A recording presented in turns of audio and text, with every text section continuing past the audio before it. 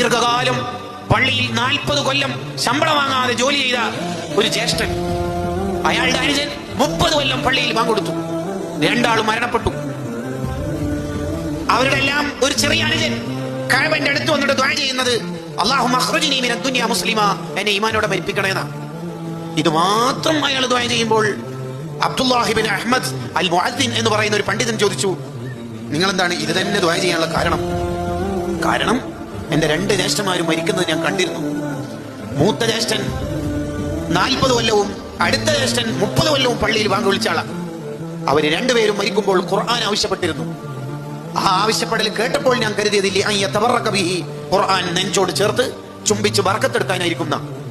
പക്ഷേ അവര് രണ്ടുപേരും ആ സമയത്ത് പറഞ്ഞത്, നമ്മൾ ഈ ഖുർആനിന്റെ ആശയത്തിൽ നിന്ന് രാജിവെച്ചു, നിങ്ങളുടെ മതം നമുക്ക് ഇഷ്ടമല്ല എന്ന് പറഞ്ഞിട്ട് ഈമാനില്ലാതെ ചത്തുപോയ മനുഷ്യന്മാരാ.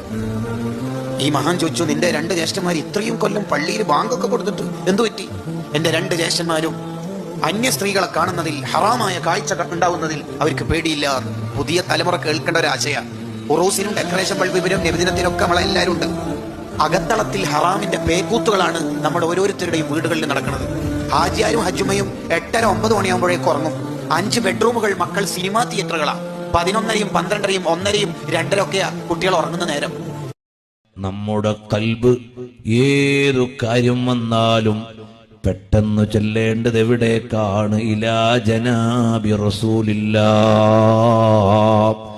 സ്വല്ലല്ലാഹു അലൈഹി വസല്ലം തങ്ങളുടെ അടുക്കലേക്ക് ഖൽബ് എപ്പോഴും നീങ്ങിക്കൊണ്ടേയിരിക്കണം.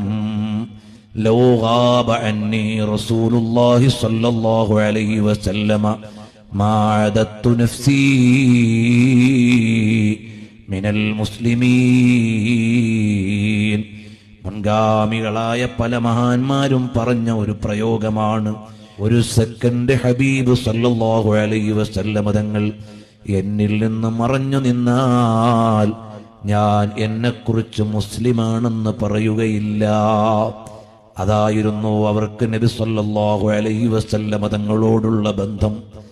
ഹബീബായ സല്ലല്ലാഹു അലൈഹി വസല്ലം തങ്ങളെ കാണേണ്ട പോലെ കണ്ടവർ, അവർക്ക് വിവാദത്തിനു നേരമില്ല, അവർക്ക് തർക്കങ്ങൾ ഇടപെടാൻ സമയമില്ല. അവര് തങ്ങളെ രുചിക്കുകയാണ്. തങ്ങളെ എന്താണെന്ന് അറിയാത്ത ആളുകൾ നബി സല്ലല്ലാഹു അലൈഹി വസല്ലം തങ്ങളെ കുറിച്ച് തർക്കിക്കുകയാണ്. അതേ മുത്തുനബിയുടെ പ്രഭ, അത് സൂര്യന്റെ പ്രഭയെ തോൽപ്പിക്കുന്ന പ്രഭയാണ്, ചന്ദ്രന്റെ പ്രഭയെ തോൽപ്പിക്കുന്ന പ്രഭയാണ്. അഹ്ജല ഖമറം വ ഫർഖദാ, ആകാശഗംഗയിൽ ഏറ്റവും തിളക്കമുള്ള നക്ഷത്രമാണ് ഫർഖദ്. ആ ഫർഖദ് നക്ഷത്രത്തെ പോലും തോൽപ്പിക്കുന്ന പ്രഭയാണ് ഹബീബായ മുത്തുനബിയുടെ പ്രഭ. നിങ്ങൾ നോക്കൂ, സൂര്യൻ ഉദിച്ചാൽ അത് ഉദിച്ചിടത്ത് മാത്രമേ വെളിച്ചമുള്ളൂ, അത് അസ്തമിച്ചാൽ അവിടെ വെളിച്ചവും ഇല്ല. എന്നാൽ മുത്തുനബിയെ കുറിച്ച് അല്ലാഹു തആല പറഞ്ഞത് വസിറാജം മുനീറാ, ഒരിക്കലും കെടാത്ത പ്രഭയാണ്. അവിടത്തെ പ്രഭ ലോകത്ത് മുഴുവനും ഇപ്പോഴും വെട്ടിത്തിളങ്ങുകയാണ്. അവിടത്തെ പ്രഭ അസ്തമിക്കുന്ന പ്രഭയല്ല, അവിടത്തെ പ്രഭ കിട്ടാത്ത ഒരു ഇടവും ഇല്ല. 22-ാം വയസ്സിൽ മരിച്ചാണ്. ഡിഗ്രിയിൽ കേട്ട് നന്നാവാന്ന് വിചാരിച്ചതായിരുന്നു, പിന്നെ പെട്ടെന്ന് ആക്സിഡന്റ് ആയി. എന്താ ചെയ്യാ? ആ കുട്ടിയല്ലേ. അപ്പൊ 22 വയസ്സ് ഞാൻ കാര്യമായിട്ട് കിട്ടിയിട്ടുള്ളൂ, നന്നാവാനോട്ട് പ്രായം കിട്ടിയില്ല. അതാണോ പറയണത്? യെസ്. അപ്പൊ ഇവർക്കൊരു സന്തോഷം, അല്ലാഹ് മനസ്സിലായില്ല എന്നുള്ള ആൾക്ക് ഇവർക്കൊരു സന്തോഷം. മേഡം എന്താ പറഞ്ഞത്? ഞാൻ 18-ാം വയസ്സിൽ മരിച്ചാണ്, കാര്യമായിട്ടൊന്നും ചെയ്യാൻ പറ്റി. ഓഹോ, അപ്പോഴാണ് അള്ളാഹുവിന്റെ അടിപൊളി മറുപടി. എന്താ മറുപടി? സൂറത്ത് ഫാത്തിഹയിലുണ്ട്. എന്താ മറുപടി? അവലം നുഅമ്മിറുക്കും മാ യതദക്കറു ഫീഹി മൻ തദക്കർ വജാഅകും അൻ-നദീർ. അർത്ഥം എന്താ? സാർ എന്താ പറഞ്ഞത്? 22 വയസ്സ്, മേഡം 18. അവലം നുഅമ്മിറുക്കും മാ യതദക്കറു ഫീഹി മൻ തദക്കർ. നന്നാവാനുള്ള സമയം ഏതായാലും നിങ്ങൾക്ക് കിട്ടിയിട്ടുണ്ട്. ഈ പ്രായം കിട്ടിയവരൊക്കെ കുറെ ആള് നന്നായിട്ടുണ്ട്. സാറിന്റെ വയസ്സ് എത്ര നന്നായി? മരിക്കുമ്പോൾ 22.